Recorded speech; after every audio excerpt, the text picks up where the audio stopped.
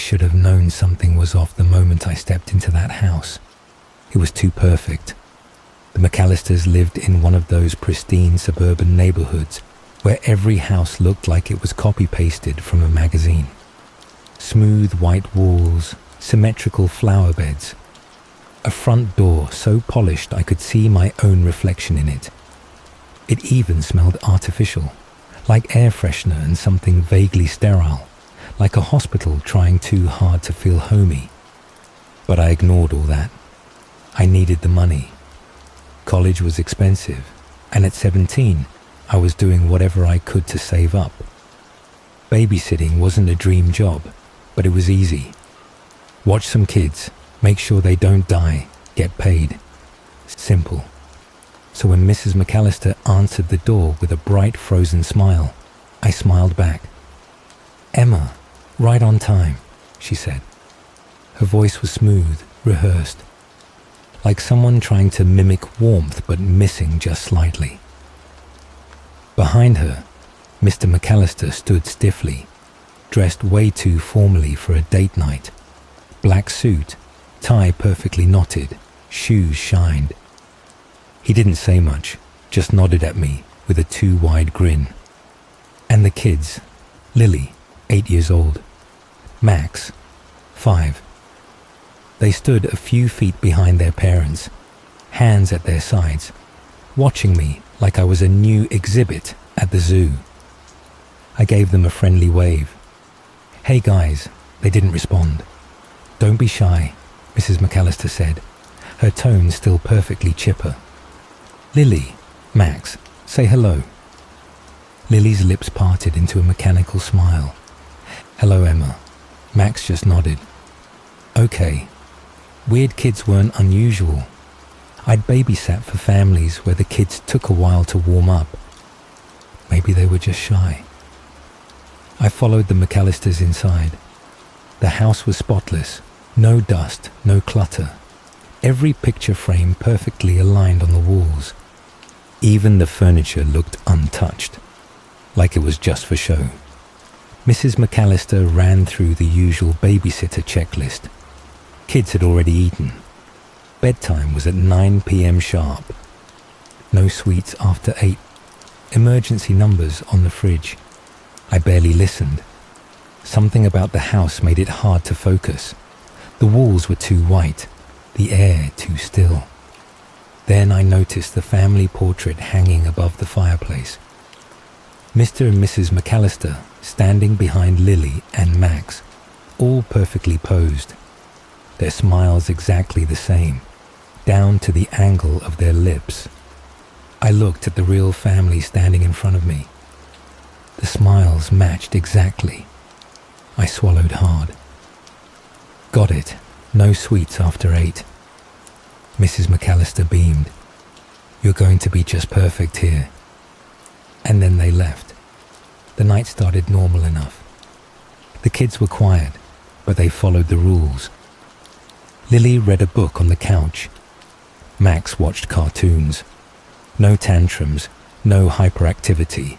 Honestly, a babysitter's dream. But the longer I stayed in the house, the more I noticed things. Like how Lily never actually turned the pages of her book. She just stared at it, eyes flicking over the words but never moving past the same paragraph. Or how the TV volume never changed, even when I hit the remote. Or how the hallway clock had no second hand. At 8:50, I told the kids to get ready for bed. Lily immediately stood up and walked upstairs without a word. Max followed. Too easy. I helped Max brush his teeth, then tucked him in. His room was too neat for a 5-year-old's. No scattered toys, no messy blankets.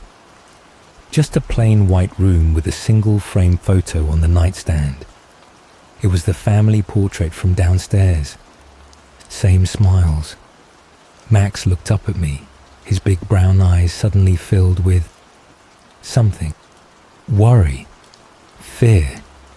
"You shouldn't be here," he whispered. A chill ran down my spine. I forced a laugh. "What do you mean?" Max glanced at the closet. They don't like when we have new ones.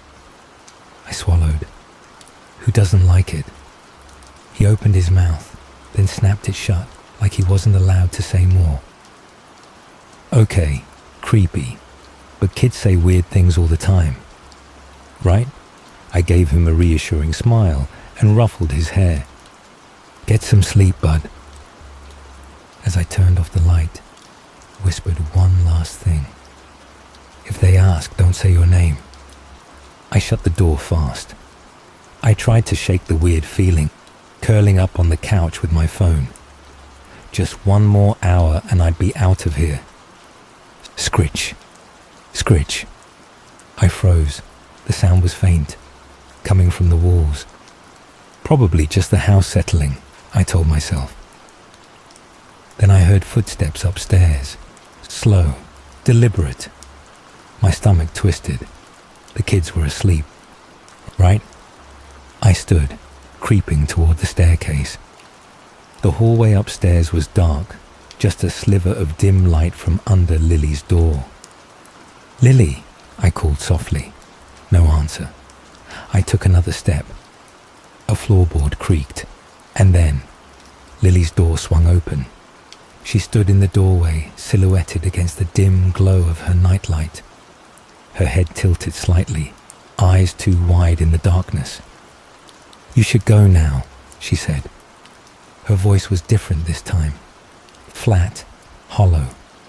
I forced a laugh. Go where? She just stared. Then slowly, her lips pulled into a smile. It was the same exact smile from the family portrait. Lily's smile didn't fade. It stretched. Too perfect, too practiced. The same exact smile from the family portrait. I swallowed hard.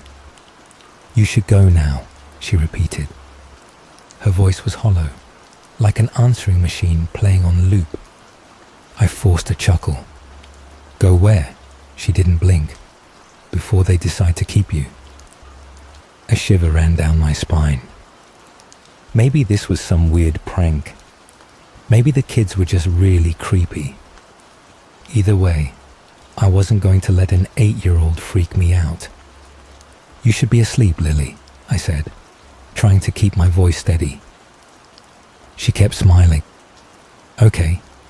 Then she turned at the waist, like her top half twisted first, her head following a second too late, before stepping backward into the darkness of her room and closing the door. I stood frozen in the hallway, heart pounding. Nope. Nope, nope, nope. I hurried back downstairs, grabbed my phone, and texted my best friend Maddie. Me. Dude, this house is weird as hell. These kids are creepy. Maddie. Lowell, you always say that when you babysit me. No, seriously, I want to leave. Maddie. Then leave? I stared at the message. Could I just leave? I'd never done that before, but I was really starting to consider it. Then my phone buzzed again. Maddie. Wait. Emma. What house are you at? Me. McAllister's. That rich family on Oakwood. Why?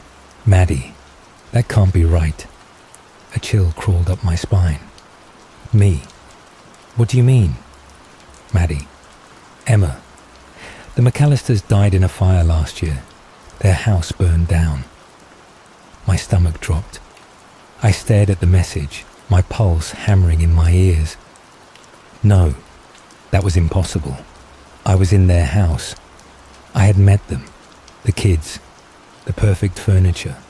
The family portrait. I turned my head slowly. The portrait was gone. Just an empty space on the wall.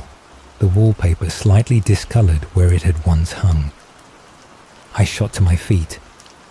The air in the house felt wrong now, like I was inside a photograph that had started to fade. And then I heard it. A whisper right behind me. Emma. I spun around. No one was there. But the front door, the one I had locked, was now slightly open. I grabbed my stuff. I was done.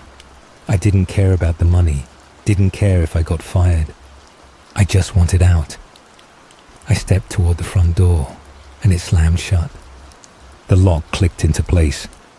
My breath caught in my throat. I tried to unlock it, but the deadbolt wouldn't budge.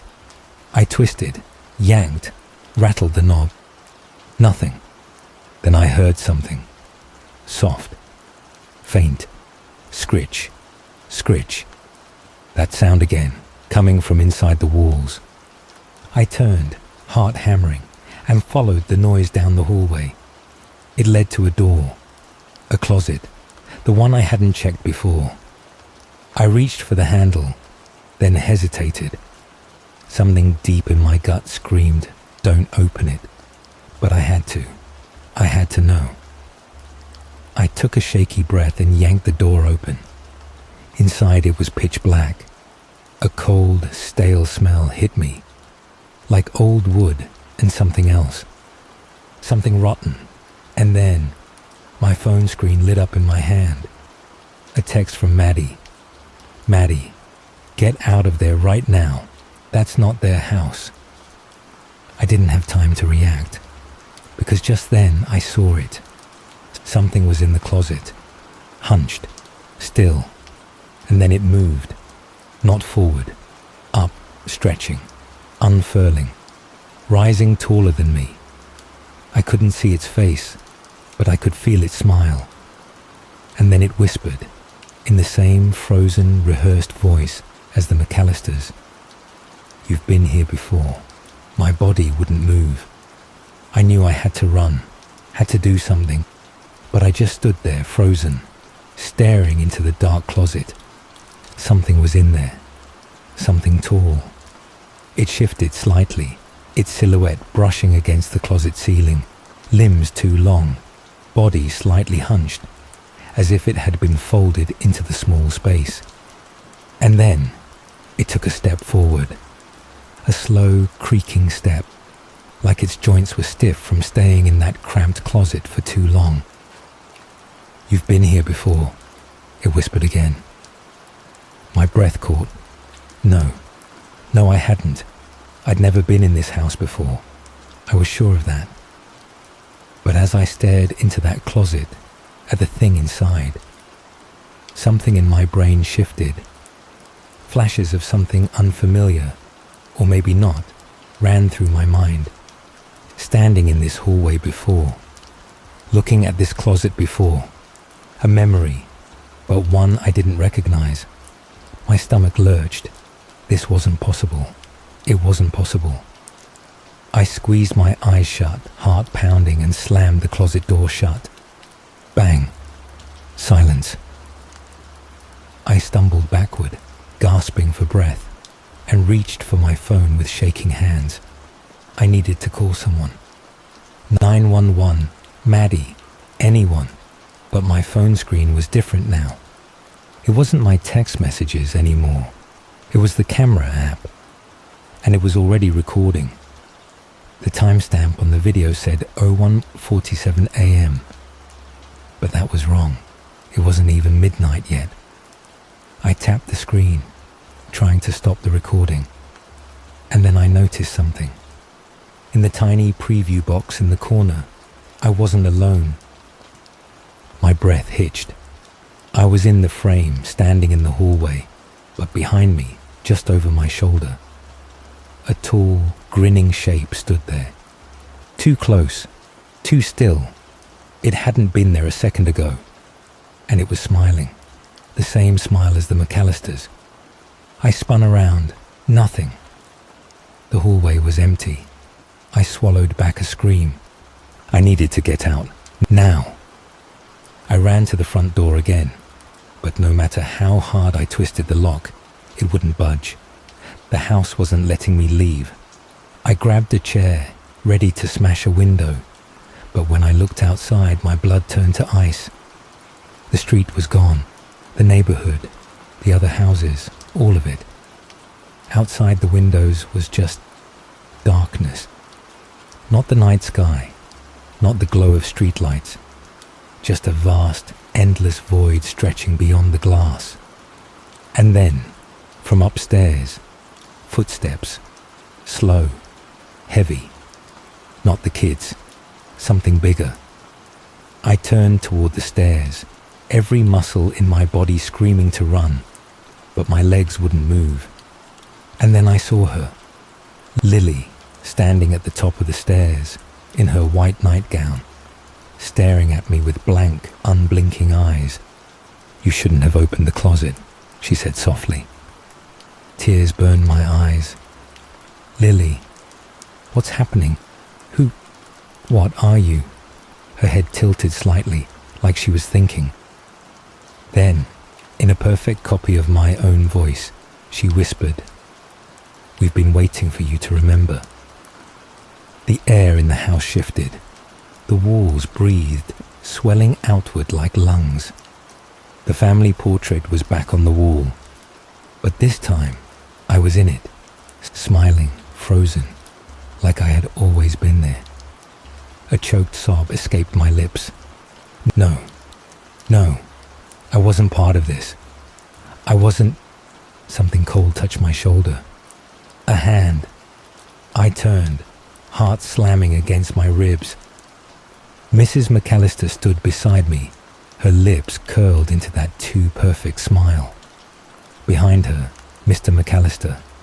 Behind them, shadows stretching down the hall, too tall to be human. "We're so glad you could stay," Mrs. McAllister said. Her fingers tightened around my wrist. My reflection in the hallway mirror smiled. But I hadn't moved. I wasn't smiling. The last thing I saw before the darkness swallowed me was my own reflection stepping forward, out of the mirror, to take my place. And then, nothing. Maddie sat at the diner, stirring her coffee, checking her phone for the 100th time. Still nothing from Emma.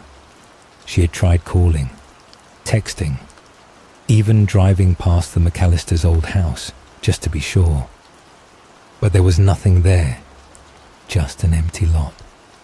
The house had burned down a year ago. Emma was gone. And when Maddie checked Instagram that afternoon, she nearly dropped her phone. A new account had followed her. Emma McAllister.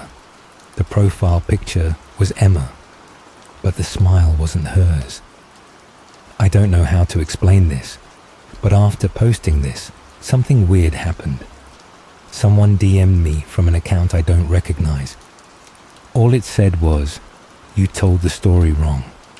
You forgot what really happened." I tried to reply, but the account was gone. And now, every time I look at my reflection, it smiles before I do.